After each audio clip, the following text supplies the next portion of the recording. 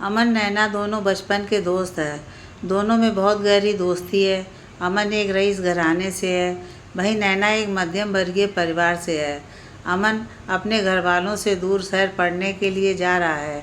नैना अमन से, तुम मुझे भूल तो नहीं जाओगे शहर जाकर? और रोने लगती है। मैं वहाँ पढ़ने जा रहा हूँ पागल, तुझे भूलने के लिए नहीं, कहकर उसके आंसू पोंछने लगता है। अमन शहर में आया है तो पर उसका मन अपने परिवार और नैना में ही अटका रहा। कुछ दिनों बाद अमन की छुट्टी पड़ जाती है, जिसमें वो घर वापस आ जाता है। वहीं नैना भी अमन के लिए बहुत बेचैन है। अमन को आता देख नैना बहुत ज़ोर से चिल्लाकर उछलने लगती है। जैसे ही वो पास आता है, वो उसे कसकर बाहों में भर लेती है। अमन, अब तू छोटी सी नैना नहीं है जो झट से गले लगा लेती है, अब तू बड़ी हो गई है। नैना आंखें चलाते हुए, हाँ तो मेरे लिए तो वही बचपन का दोस्त है। अमन के माता पिता, हाँ सही तो कह रही है, तुम दोनों बचपन के दोस्त हो, दोस्ती में ये सब चलता है। धीरे धीरे दिन बीतते गए और छुट्टियां खत्म हो गईं। अमन फिर वापस अपने कॉलेज आ गया। कॉलेज में अमन की मुलाकात शुभांगी से होती है, जिसने अभी न्यू एडमिशन लिया है। शुभांगी बहुत ही सुंदर है, उतनी ही स्टाइलिश भी। अमन शुभांगी को देखता ही रह जाता है और वहीं शुभांगी भी अमन की ओर आकर्षित हो जाती है। दोनों में धीरे धीरे दोस्ती हो जाती है और दोस्ती इतनी गहरी हो जाती है कि प्यार में बदल जाती है। दोनों ही एक दूसरे से बहुत प्यार करते हैं, पर कहने से डरते हैं कि प्यार के चक्कर में दोस्ती न टूट जाए। अमन शुभांगी को लॉन्ग ड्राइव पर ले जाता है कि रास्ते में अचानक तेज़ बारिश होने लगती है। शुभांगी गाड़ी रुकवा देती है। क्या हुआ, गाड़ी क्यों रुकवा दी? हमें जल्द से जल्द घर पहुंचना चाहिए। शुभांगी गाड़ी से उतरकर बारिश में भीगने लगती है और अमन को इशारा करते हुए कहती है कि तुम भी बाहर आओ। मैं नहीं आ रहा, तुम अंदर आ जाओ, नहीं तो बीमार पड़ जाओगी बारिश में। बीमार हो गई तो दवाई ले लूँगी, पर इतनी अच्छी बारिश को जाने नहीं दूँगी। शुभांगी बारिश में भीग रही है और खेलते हुए उछल रही है। उसने सफ़ेद रंग के कपड़े पहने हुए हैं। कपड़े भीग जाने के कारण उसका बदन कपड़े से बाहर की ओर झांक रहा है, जिससे अमन उसकी ओर आकर्षित होकर गाड़ी से बाहर आ जाता है।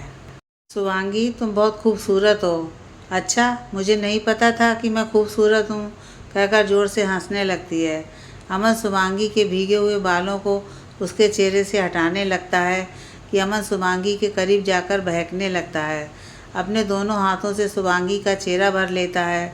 उसकी आंखों में आंखें डालकर देखते हुए कहता है कि मैं तुमसे बहुत प्यार करता हूँ। I love you Shubhangi. यह सुनकर वो खुशी से झूमने लगती है। उसकी सांसें इतनी तेज़ हो गईं कि उसके सीने की हलचल को अमन देख पा रहा था। शुभांगी कुछ बोलती उससे पहले ही अमन उसके होठों को अपने होठों से बंद कर देता है। वो दोनों एक दूसरे को बहुत देर तक चुंबन करते रहते हैं। जब दोनों अलग होते हैं, आई लव यू टू अमन फिर उसे कस के गले लगा लेती है। अमन उत्तेजित होते हुए उसे फिर से चूमना शुरू कर देता है, होठों से गले पर चूमने लगता है। तब तक बारिश भी रुक जाती है। अब बस हमें अपने अपने घर चलना चाहिए। कुछ दिन बाद अमन के घर से फ़ोन आया कि उसकी माँ बहुत बीमार है, उसे घर जाना पड़ा। वो गाड़ी में बैठते हुए शुभांगी को फ़ोन करके कहता है कि मैं घर जा रहा हूँ, कुछ दिनों बाद आऊँगा, तुम अपना ख्याल रखना, ठीक है? तुम भी अपना ख्याल रखना। अमन घर जाता है। घर में चारों ओर भागम भाग मची हुई है। घर बिल्कुल दुल्हन की तरह सजा हुआ है। उसे कुछ समझ नहीं आता है कि क्या हो रहा है। वो अपनी भाभी से पूछता है कि घर में इतनी सजावट क्यों है। उसकी भाभी चहकते हुए नैना की, अरे वाह, किससे हो रही है मेरी नैना की शादी? देखूं तो वो नैना के लायक है भी कि नहीं। देख लेना, आज रात को ही शादी है। माँ कहाँ है वो? अपने कमरे में है। आप ठीक तो हो ना माँ? डॉक्टर ने क्या कहा? अमन पूछता है। मैं बिल्कुल ठीक हूँ, तुझे बुलाने के लिए बहाना बनाया था। बहाने की क्या ज़रूरत थी? मैं तो ऐसे ही आ जाता। आप लोग बताते तो कि मेरी दोस्त की शादी है, उसके लिए कुछ गिफ्ट लेकर आता। फ़िलहाल बेटा, तू ही नैना के लिए सबसे बड़ा उपहार है। नैना के माँ बाप अब इस दुनिया में नहीं रहे। चौंकते हुए अमन ने, क्या हुआ अंकल आंटी के साथ? नैना तो ठीक है ना? कार दुर्घटना में नैना की मां की मृत्यु मौके पर ही हो गई। उसके पिता को अस्पताल ले जाया गया। वहाँ तुम्हारे पापा भी गए थे। वहीं नैना के पापा ने तुमसे नैना की शादी का प्रस्ताव रखा। तुम्हारे पापा ने हाँ कह दिया। खून ज़्यादा बह जाने के कारण उनको बचाया नहीं जा सका, इसलिए तुम्हें शादी के लिए बुलाया है। तुम दोनों अच्छे दोस्त भी हो। माँ, मैं कुछ कहना चाहता हूँ। तब तक कोई बुला लेता है। वो सोचता है कि सीधे नैना से ही बात कर लेता हूँ कि मुझे ये शादी नहीं करनी है। कमरे में जाने ही वाला होता है कि भाभी टोकते हुए, दूल्हे राजा, अब तो सीधे मंडप में ही मिलना होगा। वो बहुत कोशिश करता है, उसकी कोई बात सुनता ही नहीं है। दिन तो ढल गया, रात हो गई। सबने मिलकर उसको दूल्हा बनाकर मंडप में बैठा दिया। अमन नैना की शादी हो गई। सब लोग खुश हैं, अमन को छोड़कर। सुहागरात के लिए नैना को सजा धजाकर अमन के कमरे में बिठा दिया जाता है। जैसे ही अमन कमरे में आता है, नैना शर्माकर खुद से सिमटने लगती है। जब अमन कोई बात नहीं करता तो नैना अपने आप बोलना शुरू करती है। नैना कहती है कि आज की रात मेरे लिए बहुत महत्वपूर्ण है। जिससे मैं इतना प्यार करती हूँ उसे मैं आज पा लूँगी। जिसके साथ बचपन से शादी के सपने बुन रही थी, आज मैं उसकी दुल्हन बन गई हूँ। आज मैं बहुत खुश हूँ, कहकर अमन के गले लग जाती है। तुम मुझसे जो मांगोगे मैं खुशी से दे दूँगी। अमन, ठीक है, मुझे तुमसे तलाक चाहिए। आज हमारी सुहागरात है और तुम तलाक मांग रहे हो। देखो अमन, मुझे इस तरह के वाहियात मजाक बिल्कुल पसंद नहीं है। अमन, मैं अपने कॉलेज की एक लड़की से प्यार करता हूँ और शादी भी उससे करूँगा। मेरे बिना मर्जी के तुमसे शादी हुई है। मैं तुम्हें अपना दोस्त मानता हूँ और मानता रहूँगा। मैं तुमसे बचपन से प्यार करती हूँ। अब हमारी शादी भी हो गई है। शादी टूट भी सकती है। सो जाओ जाकर, मुझे यहाँ से सुबह निकलना भी है। वह शुभांगी मेरा इंतज़ार कर रही है।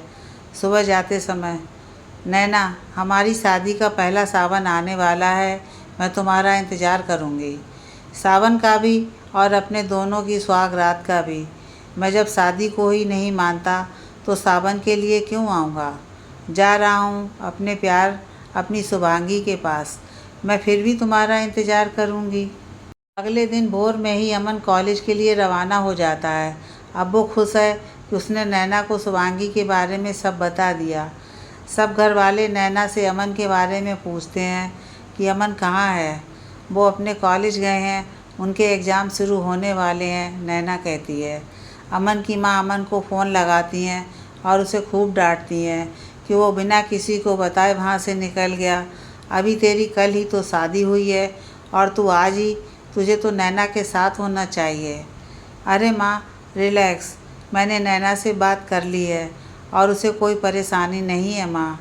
वैसे भी मेरे एग्ज़ाम आने वाले हैं, इसलिए जल्दी निकलना पड़ा। माँ, आप नाराज़ नहीं हो, मैं जल्द ही आऊँगा। उधर अमन अपने कॉलेज पहुंचकर सबसे पहले अपने प्यार अपनी शुभांगी से मिलता है। उसे देखते ही वो गले लगा लेता है। शुभांगी, कैसी हो तुम? मैं ठीक हूँ, चहकते हुए शुभांगी कहती है। और तुम बताओ कैसे हो, और आंटी की तबीयत कैसी है? वो भी बिल्कुल ठीक है। पुष्कर, जो अमन का कॉलेज में नया दोस्त बना है, वो अमन के कंधे पर हाथ रखता है और झटके से खींचकर अपने गले लगाते हुए पूछता है, कैसा है मेरे भाई, और आंटी की तबीयत कैसी है? वो ठीक है अब, अमन कहता है। अमन के चेहरे पर चिंता की लकीरें दिख रही हैं। पुष्कर कहता है कि क्या बात है अमन, सब ठीक तो है ना? हाँ भाई, सब ठीक है। अमन मन ही मन सोच रहा था कि नैना ने घर वालों से बात की होगी कि नहीं। इसी उधेड़बुन में अमन नैना को फ़ोन लगाता है। हेलो नैना, तुमने घर वालों से बात की कि नहीं? उधर से आवाज़ आती है। किस बारे में देवर जी? भाभी नमस्ते, नैना का फ़ोन आपके पास? हाँ, नैना नहाने गई है। उसकी भाभी उसे छेड़ते हुए कहती हैं कि कहो तो अभी वीडियो कॉल करवा दूँ। इसकी ज़रूरत नहीं है भाभी, जब वो खाली हो तो कहना, कॉल कर ले, कहते हुए फ़ोन डिस्कनेक्ट कर देता है। लगता है देवर जी शर्मा गए और खिलखिलाकर हंसने लगती है। शुभांगी अमन से, चलो कहीं घूमने चलते हैं। नहीं, मेरा मन नहीं है, कल चलते हैं, आज बहुत थकावट हो गई है। ओके, टेक केयर, मैं चलती हूँ, तुम अपना ख्याल रखना। अमन अपना सारा ध्यान अपनी पढ़ाई पर देने लगता है। एग्ज़ाम आने वाले हैं इसलिए, लेकिन वो पढ़ाई पर पूरी तरह फोकस नहीं कर पा रहा है। उसे समझ नहीं आ रहा है कि वो क्या करे। तब तक पुष्कर अपने दोनों हाथ में चाय को कप लेकर आता है। ये ले अमन, चाय पी, कप को आगे बढ़ाते हुए कहता है। यार, मैं कुछ दिनों से तुझे देख रहा हूँ, तू बड़ा खोया खोया सा रहता है। अमन बात काटते हुए, अरे यार, ऐसी कोई बात नहीं है। पुष्कर कहता है, खा मेरी कसम। उसका हाथ अपने सर पर रखते हुए कहता है, हाथ हटाते हुए, कुछ नहीं है।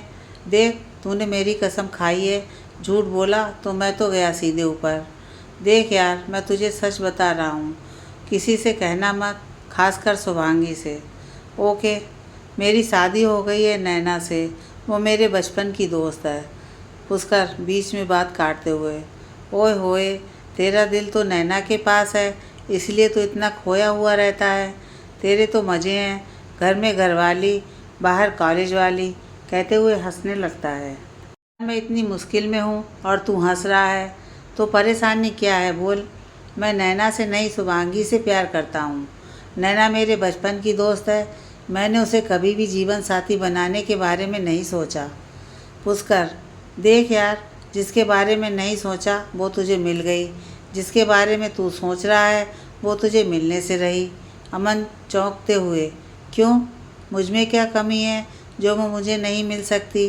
देखने में सुंदर हूँ, रईस घराने से हूँ, और तो और मैं उससे बहुत प्यार करता हूँ, वो भी मुझसे प्यार करती है। देख यार, मैं तुझे समझा सकता हूँ, क्या पता उसका कोई और बॉयफ्रेंड हो, वो केवल तेरे साथ टाइम पास कर रही हो। वैसे भी ये शहर की लड़कियों के 2-4 बॉयफ्रेंड होना आम बात है। तू अपने एग्ज़ाम पर फोकस कर, जब तक कॉलेज में तब तक शुभांगी से दोस्ती रख।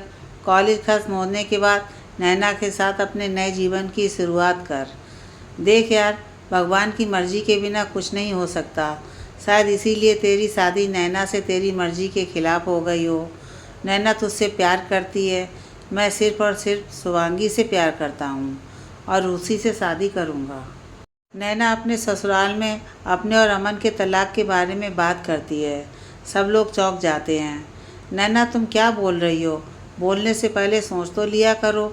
भाभी, मेरी और अमन की शादी कराने से पहले आप लोगों ने मुझसे पूछा था कि मैं क्या चाहती हूँ। बेटा, तुम और अमन बचपन के दोस्त हो, हमें लगा तुम दोनों आपस में प्यार करते हो, और फिर मैंने तुम्हारे मरते हुए बाबूजी को वचन दिया था कि मैं तुम दोनों की शादी करवाऊँगा, तुम्हें अपनी बहू नहीं बेटी बनाकर रखूँगा। पापा जी, प्लीज़, आप मुझे फ़ोर्स नहीं कर सकते। वैसे भी आपने मेरी मर्ज़ी नहीं जानी थी कि मैं क्या चाहती हूँ। उस वक्त मैं अपने माँ बाबूजी के दुख में थी।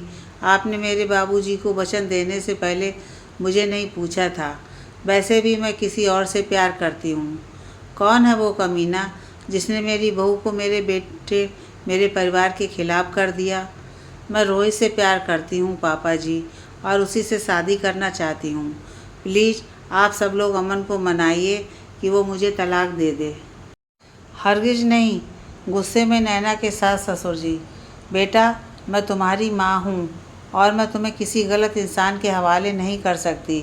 वो नंबर 1 का अय्यास है, न जाने कितनी लड़कियों की ज़िंदगी बर्बाद की है उस कमीने ने। और तुम चाहती हो कि मैं तुम्हें उस बदमाश के लिए अपने बेटे से अलग कर दूँ? देखो नैना, मैं तुम्हारे भले की बात कर रहा हूँ। अगर मेरे बेटे से कोई गलती हो गई है तो मैं और मेरी पत्नी हाथ जोड़कर माफ़ी मांगती हैं। माँ, पापा, आप ये क्या कर रहे हैं? आप लोग प्लीज़ मेरे सामने हाथ मत जोड़िए। नैना मुंह फेर कर खड़ी हो गई। शायद उसकी आंखों में आंसू हैं जो वो किसी को दिखाना नहीं चाहती है, इसलिए वो लंबे कदमों से अपने कमरे में चली जाती है। घर का माहौल काफ़ी तनावपूर्ण है। अमन की माँ रोते हुए, कितने अरमानों से की थी अमन की शादी नैना के साथ, कितना खुश था मेरा बेटा। अब किस मुँह से कहूँ कि तेरी नैना तुझसे तलाक चाहती है? वो तो टूट जाएगा। नैना, मन ही मन टूट तो मैं जाऊँगी माँ, जब अपने बचपन के प्यार को किसी और के साथ देखूँगी, तब मेरे पास कोई ना होगा दुख बांटने वाला। नैना अमन को फ़ोन कर सारी बात बता देती है कि उसका काम आसान कर दिया है। अमन खुशी से फूले नहीं समाता है। नैना यार तू कितनी अच्छी है, सामने होती तो तुझे कस के गले लगा लेता। आई लव यू नैना, यार तू सच में मेरी सबसे अच्छी दोस्त है। नैना अपने आंसू रोक नहीं पाती है और झट से फ़ोन डिस्कनेक्ट कर देती है। अमन पुष्कर से, यह ले चॉकलेट खा, इस खुशी में खिला रहा है ये तो बता। अब मुझे शुभांगी को अपना बनाने से कोई नहीं रोक सकता। मतलब नैना है ना वहाँ, तो उसने सब कुछ ठीक कर दिया है।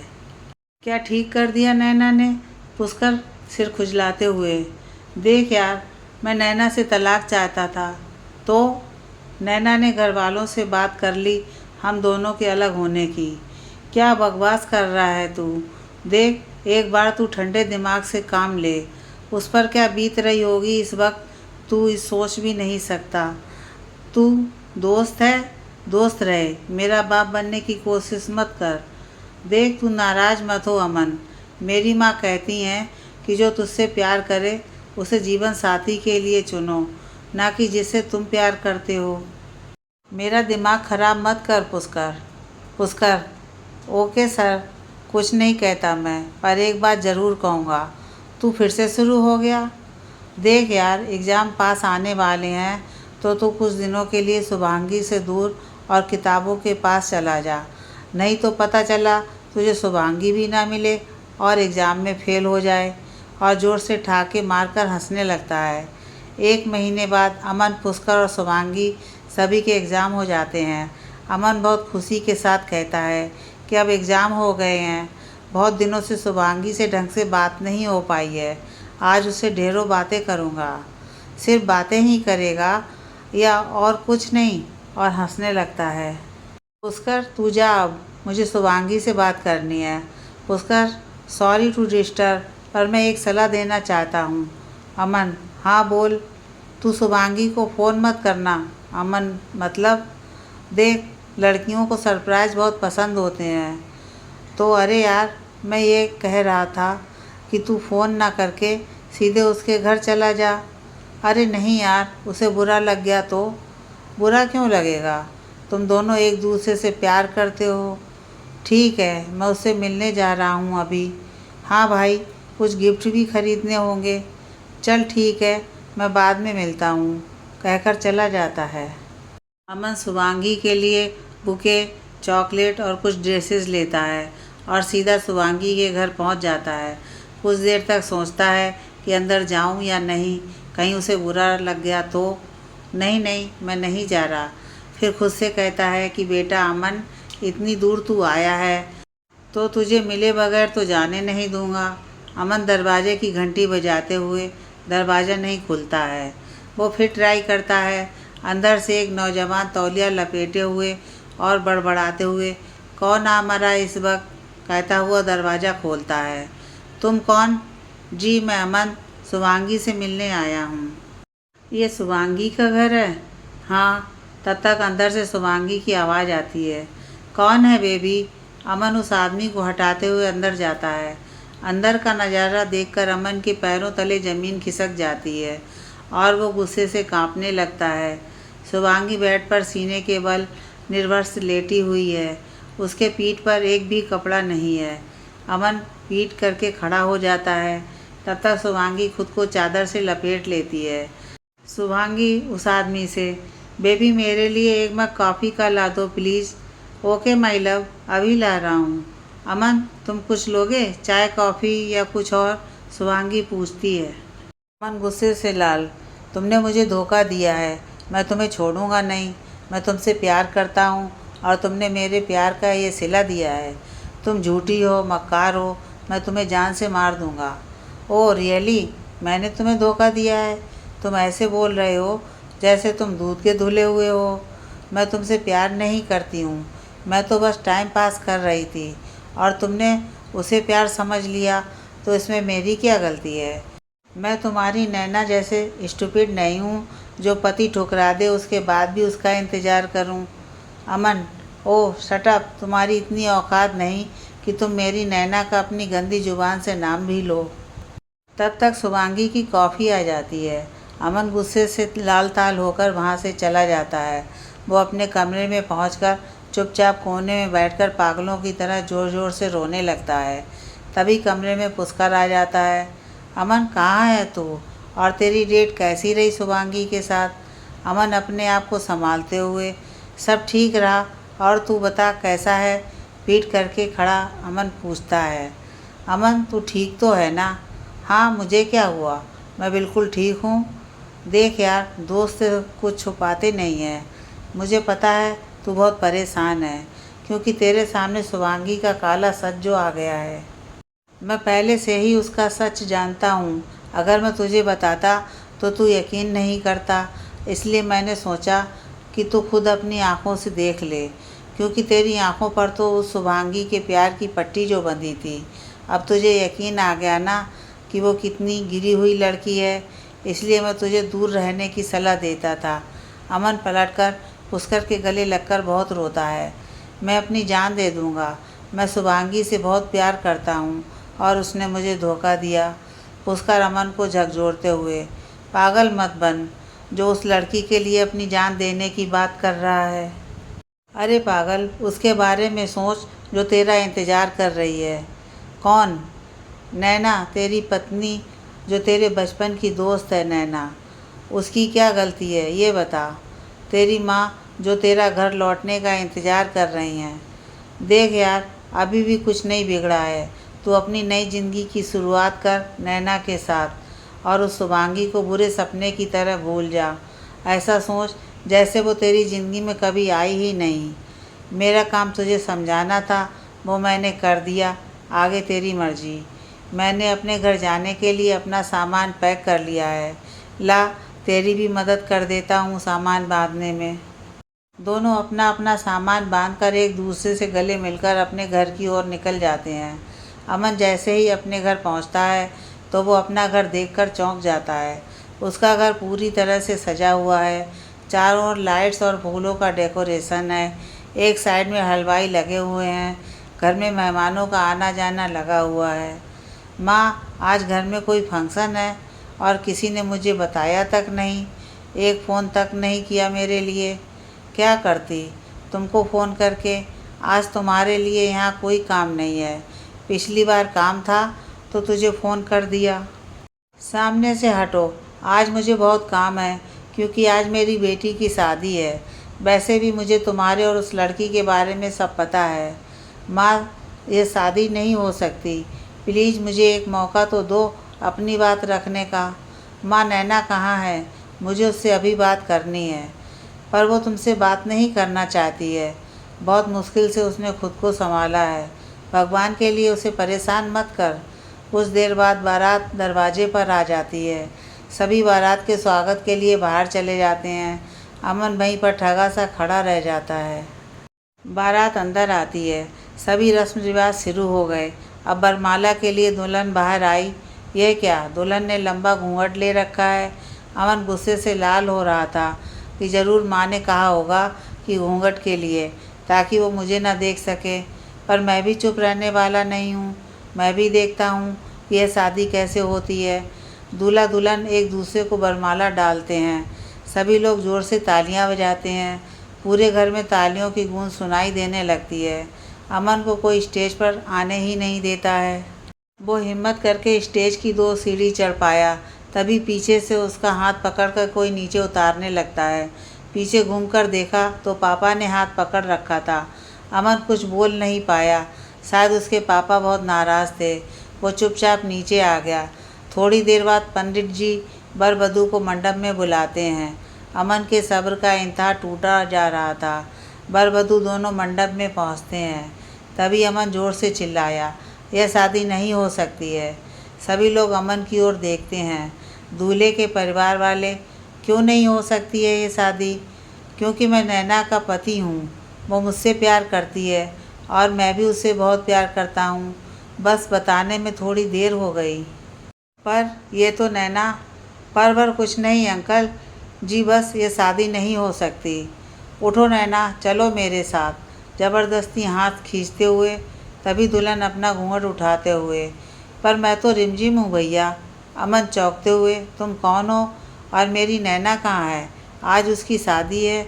अमन के परिवार वाले सभी लोग वहाँ खड़े हुए जितने लोग हैं ज़ोर ज़ोर से हंसने लगते हैं। माँ, ये सब क्या है? कौन है ये रिमझिम? अरे बेटा, ये अपने मालिक काका की पोती है।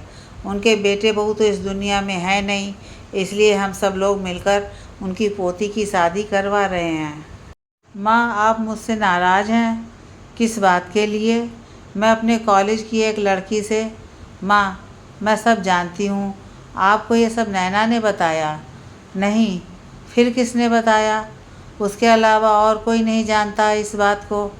एक शख्स जानता है, उसी ने हम सबको ये बात बताई कि तू नैना को छोड़कर एक गलत लड़की के चक्कर में पड़ गया है। नैना ने ही तुम्हें उस लड़की से बचाया है। पर माँ, वो शख्स है कौन? फुसकी। कौन फुसकी?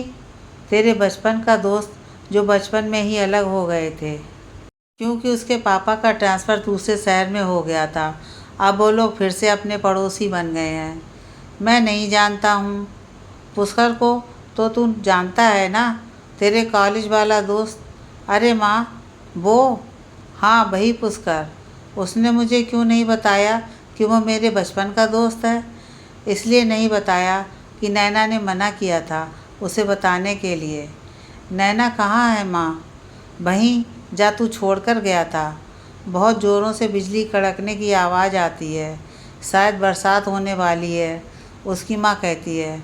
अमन नैना से मिलने के लिए उसके कमरे की ओर बढ़ता है। जैसे ही कमरे का दरवाज़ा खोलता है, पूरा कमरा दुल्हन की तरह सजा हुआ है और खुशबू से भरा हुआ है। चारों ओर फूलों की महकती खुशबू है। नैना ने एक बहुत ही खूबसूरत सी नाइटी पहनी हुई है जिसका रंग मैरून है। होठों पर सुर्ख लिपस्टिक लगी हुई वो किसी खूबसूरत परी से कम नहीं लग रही है। अमन नैना को देखते ही रह गया। उसका मुंह खुला का खुला रह गया। नैना अपने हाथ से अमन का मुंह बंद करते हुए कहती है कि कहा था ना मैंने, अपनी शादी का पहला सावन और सुहागरात दोनों मनाऊंगी, वो भी तुम्हारी मर्जी से। देखो, बाहर बारिश भी आ गई है और तुम भी। अमन नैना को गले से लगा लेता है। क्या हुआ अमन? कुछ नहीं। नैना कुछ और बोलती उससे पहले ही अमन अपने होठों से नैना के होठों को बंद कर देता है।